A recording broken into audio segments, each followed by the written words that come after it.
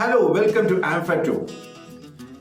USSR, the Soviet Union, is a very interesting case study for political as well as business students. The man of disputes and irony, the man of appreciation and controversy, Mikhail Sergei Gorbachev. His tenure was the most ironical and where his era came to an end with the disintegration of Soviet Union. Today's AmfaTube is going to discuss the history of USSR, how it started, what went right and what went wrong from the policies of Gorbachev, and the most talked about policies, the Glasnost and Perestroika. What exactly those two schemes, those two policies, and how it really affected the public and the government and the power centers. The history of USSR starts from 1917 with October Revolution. The Soviet Union formation was started in 1922, but it disintegrated in 1991. During this span of 70 years, USSR has witnessed 8 leaders. Gorbachev was the 8th leader and he was the first and the last president.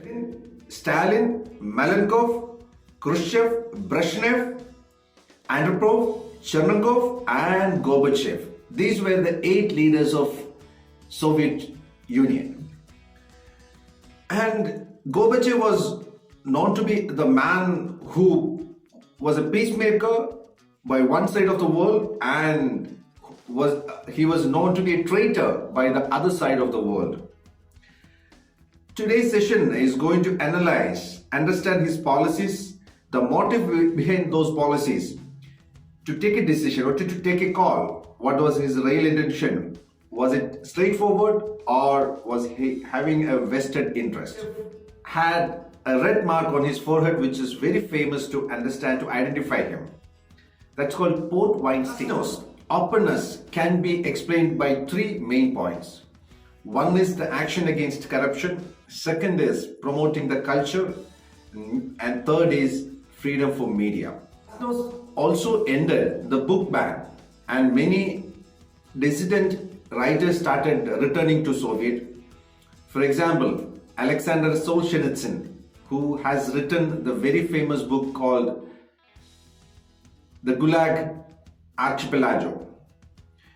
He was protesting against the Gulag system, which is the detention camp of political rivals. Glasnost brought down the Iron Curtain and decontrolled the spying agency KGB, the intelligence agency of USSR. Very interestingly, in 1988, Yuri Shcherbanov, who was the son-in-law of ex-General Secretary Brezhnev, he was imprisoned for 12 years on the charges of corruption, close to $1 million. Remember, he was wielding the second chief of police and defense from 1980 to 84. And Brezhnev was the secretary from 1962. Second policy, Perestroika, or the economic restructuring.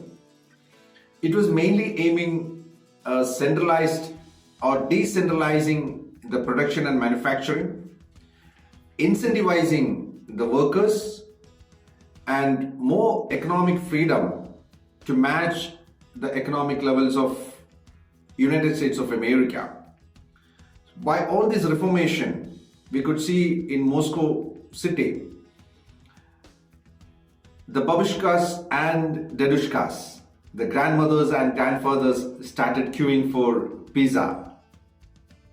The motives for these policies were said to be, when Gorbachev started traveling across the country after taking over as secretary in 1985, He could witness, he could speak to the people and understand they are under very poor condition, under starvation, less food.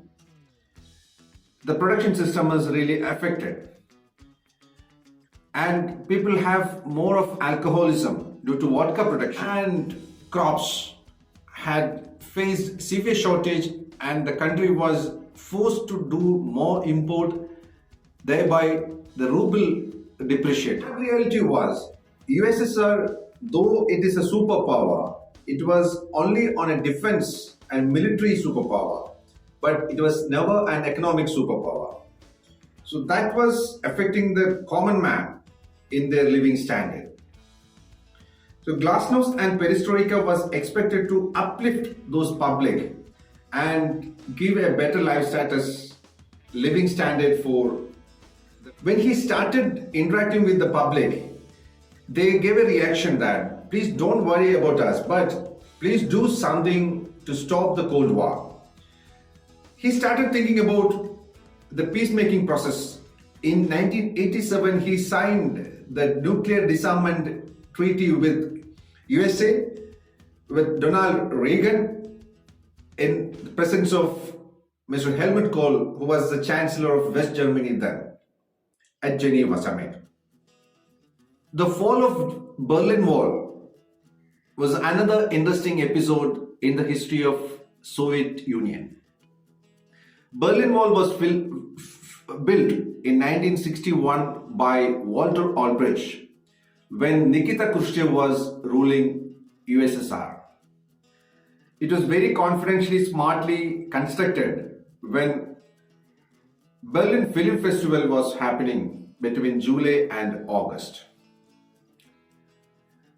From that day onwards till 1989 November 9th, USSR was pumping lot of money just to maintain the wall separation and to prevent people from migrating or going back from East Germany to West Germany. By the fall of Berlin Wall, almost all colonies of USSR in Eastern Europe started the independence move. In Poland, the Solidarity movement led by Lech Walesa, Hungary, then the Czech Republic witnessed the Velvet Revolution. Romania ousted Ceausescu, the autocrat, and even Bulgaria has started moving against the communist rule. Due to the reformation and the openness, the control of KGB, the intelligence agency, the Politburo, Party Politburo and Red Army was largely cut down from the government activities. Slowly, many of the dissidents, the political dissidents who exiled from the country during the communist regime, they started coming back. Obviously, the party was losing its control on the government. So the party hardliners, the Communist Party hardliners who were the second liners of Gorbachev, they disliked these rules and these policies and they started planning the 1991, Latvia and Lithuania, the republics, started the independence movement, followed by Russia, Ukraine and Belarus.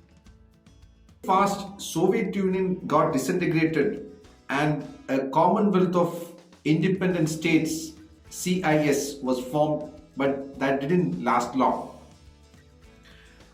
On 20th August 1991, Vice President Gennady Yenayev moved a military coup and Gorbachev was house arrested.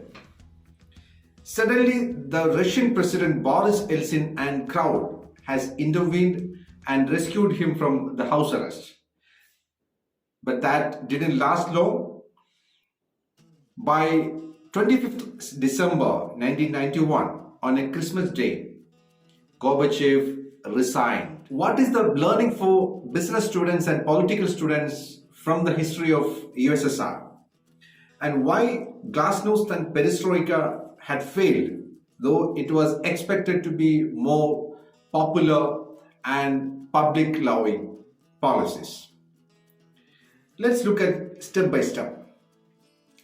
Though Glasnost was meant to be an openness, USSR and its colonized other European countries were not prepared to take up that openness to get established in the system.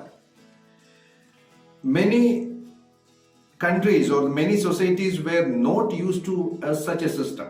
That was the prime reason. Another reason, Soviet was pumping a lot of money for war in other countries like Afghanistan. The Afghanistan invasion has consumed a large energy, resource and money, and it was not that easy to withdraw from the country. Openness was introduced.